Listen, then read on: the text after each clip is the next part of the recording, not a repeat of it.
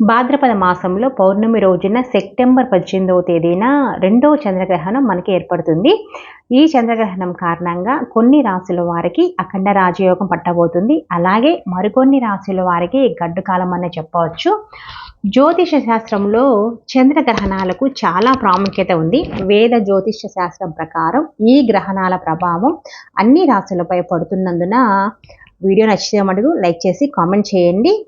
గ్రహణం అనేది భారతదేశంలో కనిపించదు. అయినా కానీ కొంచెం గ్రహాలు మారుతున్నందువలన రాశుల వారికి కొంచెం తేడా ఉంటుందన్నమాట. అదేంటో వివరంగా తెలుసుకుందాం. మేష టు మీన వరకు. మేష రాశి వారికి గ్రహణం వలన అంతగా ప్రయోజనం లేదని చెప్పొచ్చు. కొన్ని సమస్యలు అయితే ఏర్పడతాయి వీళ్ళకి. ఆర్థిక విషయాల్లో కూడా జాగ్రత్తగా ఉండాలి. ఏ పని చేసినా కలిసి రాదు. అప్పుల సమస్యలు రెట్టింపు అవుతాయి. ముఖ్యంగా డబ్బు విషయాల్లో జాగ్రత్తగా ఉండాలి. నమ్మిన వాళ్ళే మోసం చేసే అవకాశం ఉంది. మీరు ఎవరిని నమ్మకుండా డబ్బు విషయంలో జాగ్రత్తగా ఉండాలి. ఇంట్లో పెద్దవారి ఆరోగ్యంపై ప్రత్యేక శ్రద్ధ అయితే అవసరము. మీ మాటలను అదుపులో ఉంచుకోవాలి. కుటుంబంలో సమస్యలు వచ్చే అవకాశం కూడా ఉంది. వృషభ రాశి. వృషభ రాశిలో 11వ స్థానంలో చంద్రగ్రహణం ఏర్పడుతుంది కాబట్టి ఈ గ్రహణం తర్వాత నుండి చంద్రుని ప్రభావంతో వృషభ రాశి వారు ఆర్థిక లాభాలను అయితే పొందుతారు. ఆకస్మిక ధనలాభాన్ని పొందుతారు. అలాగే ఉద్యోగాలు చేసే వారికి మంచి అవకాశాలు అయితే వస్తాయి. సోదరుల నుంచి ఆర్థిక ప్రయోజనాలు అయితే ఉంటాయి.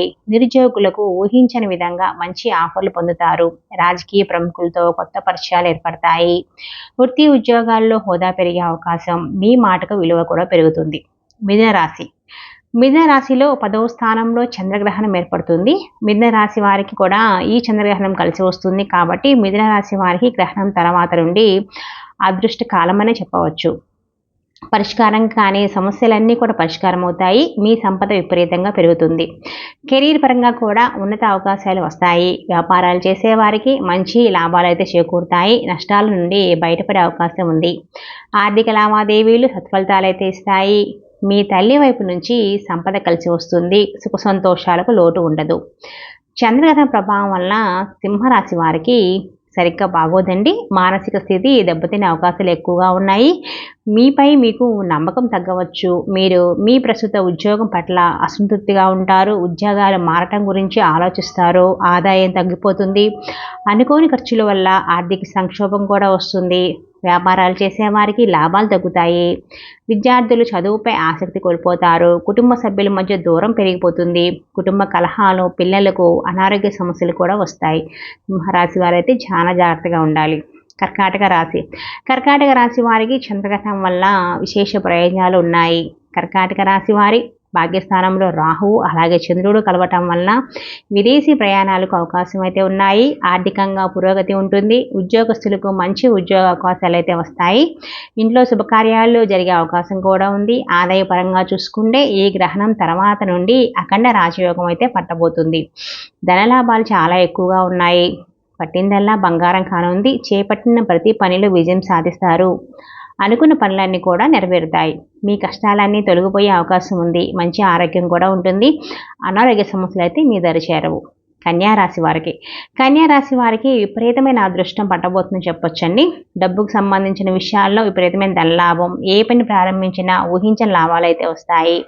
డిసెంబర్ వరకు కూడా కన్యారాశి వారికి అంతులేని ఐశ్వర్యం అయితే వస్తుంది. అలాగే మంచి ఆరోగ్యం కూడా ఉంటుంది. రానున్న 3 నెలలు ఎంతో అదృష్టకాలం అన్నమాట. కొత్త వ్యాపారాలు చేసేవారికి చాలా బాగా కలిసి వస్తుంది. డబ్బు పరంగా స్థిరపడతారు. మొత్తంగా చూసుకుంటే రానున్న 3 నెలలు అయితే కన్యారాశి వారికి ధనయోగం అని చెప్పవచ్చండి. తులారాశి. తులారాశి వారికి చంద్రగ్రహణం కారణంగా అదృష్టం కలిసి రాబోతుంది. అప్పుల నుండి బయటపడే అవకాశాలు ఎక్కువగా ఉన్నాయి. తులారాశి వారి ఆదాయం కూడా పెరుగుతుంది. వ్యాపారాలు చేసే వారికి లాభాలు పెరుగుతాయి. వివాహం కాని వారికి వివాహం కుదురుతుంది. బంధువుల దగ్గర నుండి విభేదాలు రావచ్చు. తులారాశి వారు పుణ్యక్షేత్రాలు దర్శించుకుంటే డబ్బు విషయంలో బాగా కలిసి వస్తుంది. వాళ్ళకి స్త్రీలకు అనారోగ్య సమస్యలు వస్తాయి కాబట్టి ఆరోగ్య విషయంలో కొంచెం జాగ్రత్తగా ఉండండి. వృశ్చిక రాశి. వృశ్చిక రాశిలో 5వ స్థానంలో చంద్రగ్రహణం ఏర్పడుతుంది కాబట్టి గ్రహణం తర్వాత నుండి వృశ్చిక రాశి వారికి ఆర్థికంగా లాభదాయకంగా ఉంటుందండి.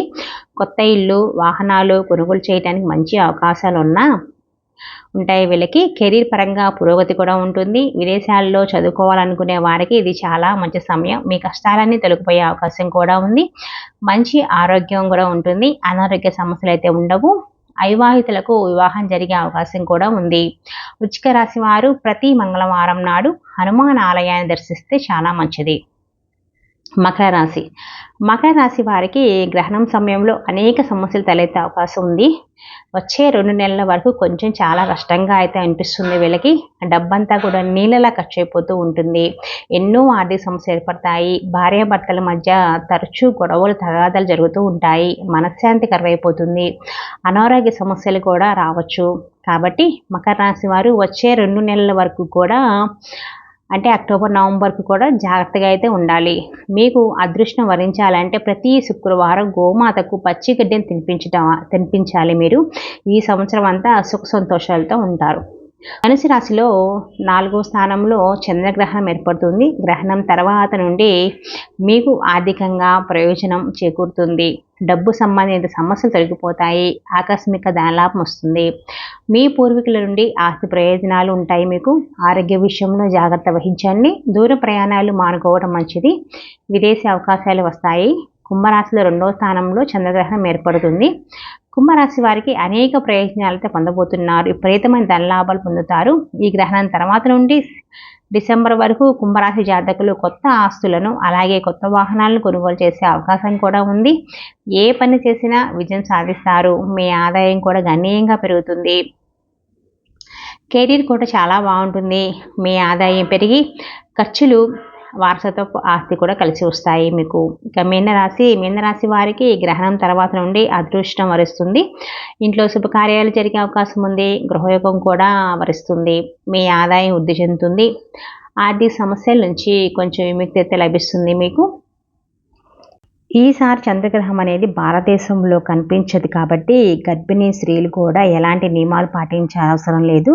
గ్రహణ నియమాలు కూడా పాటించిన అవసరం కూడా లేదు. మనకి పట్టు విడుపు సమయాలు కూడా పాటించిన అవసరం లేదు. శాంతులు చేయక్కర్లేదు, జపాలు చేయక్కర్లేదు, హోమాలు చేయక్కర్లేదు, అసలు ఏమీ చేయక్కర్లేదు.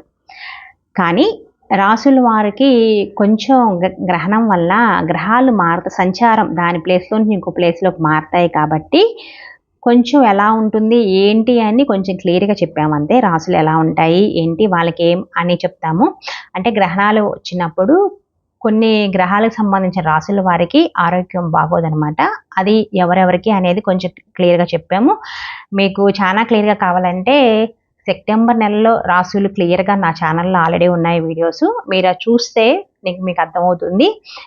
దాన్నే కొంచెం డీటెయిల్గా కొంచెం ఇక్కడ ఇన్ఫర్మేషన్ ఇచ్చాను అంతే అనమాట. అందుకని గ్రహణము ఈసారి ఎవరు ఎలాంటి నియమాలు పాటించక్కర్లేదు. భారతదేశంలో కనిపించదు కాబట్టి పట్టు విడిపో నియమాలు అవసరం లేదు. గర్భిణీ స్త్రీల నియమాలు అవసరం లేదు. జపాలు హోమాలు అంతకన్నా అవసరం లేదు.